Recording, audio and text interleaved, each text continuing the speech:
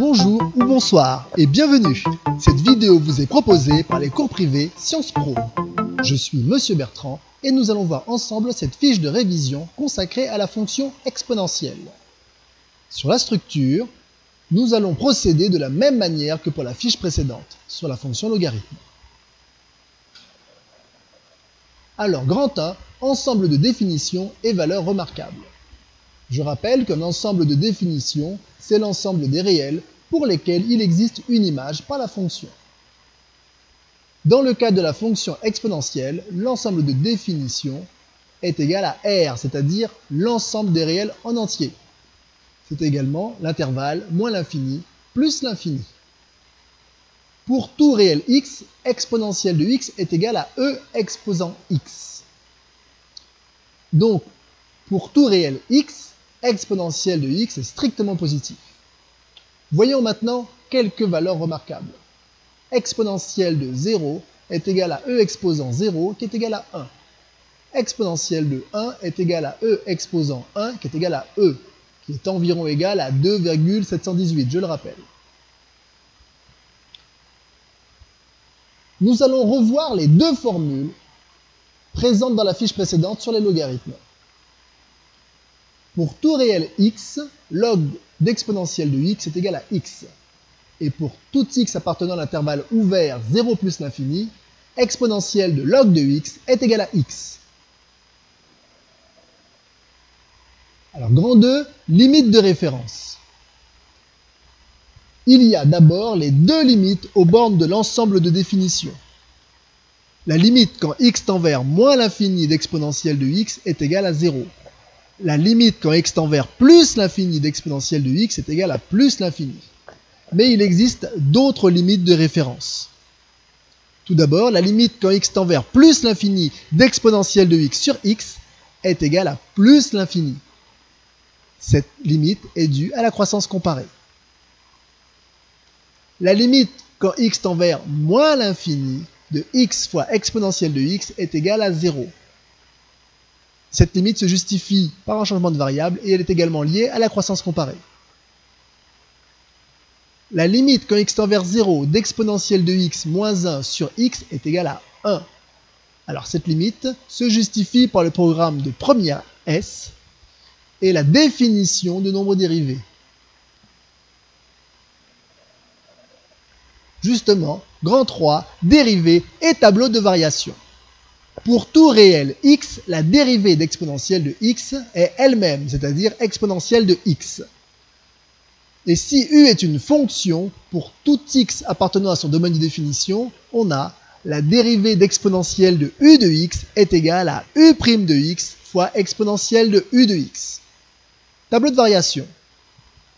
Alors, on a dit que la dérivée d'exponentielle de x était elle-même, et on a dit au grand 1 que exponentielle de x est strictement positif pour tout x. Donc, la fonction exponentielle est strictement croissante, et elle croît de 0 à plus l'infini. Il y a une conséquence à ce tableau de variation. Cette conséquence est commune à toutes les fonctions continues et strictement croissantes. Cette conséquence est que si je prends deux antécédents, a et b, tels que a est inférieur ou égal à b, c'est totalement équivalent au fait que exponentielle de a est inférieur ou égal à exponentielle de b. Dans la pratique, qu'est-ce que ça va donner? Eh bien, si vous avez exponentielle de a strictement inférieur à exponentielle de b, alors vous pouvez en déduire que a est strictement inférieur à b. Et si vous avez exponentielle de a égale exponentielle de b, alors c'est que a égale b. Cette conséquence n'est possible, je l'insiste, que pour les fonctions strictement croissantes et continues. N'allez pas l'appliquer pour d'autres types de fonctions. Elle est vraie également pour les fonctions logarithmes. Si a est inférieur à b, c'est équivalent au fait que log de a est inférieur à log de b. Grand 4, formule. Pour tout réel a et pour tout réel b, on a exponentielle de a plus b est égale à exponentielle de a fois exponentielle de b. On peut aussi l'écrire e exposant a plus b est égal à e exposant a fois e exposant b. Par exemple, exponentielle de 5 c'est égal à exponentielle de 2 plus 3 est égal à exponentielle de 2 fois exponentielle de 3. Ensuite, exponentielle de a moins b est égal à exponentielle de a sur exponentielle de b. On peut également écrire e exposant a moins b est égal à e exposant a sur e exposant b. Dans le même style, exponentielle de moins a est égal à 1 sur exponentielle de a, qu'on peut également écrire e exposant moins a est égal à 1 sur e exposant a. Alors voyons un exemple simple. Si je fais exponentielle de 0 moins un nombre quelconque, exponentielle de 0 moins a, est égal à exponentielle de 0 divisé par exponentielle de a. Or, exponentielle de 0, ça fait 1. D'où la deuxième proposition qui dit qu'exponentielle de moins a est égal à 1 sur exponentielle de a.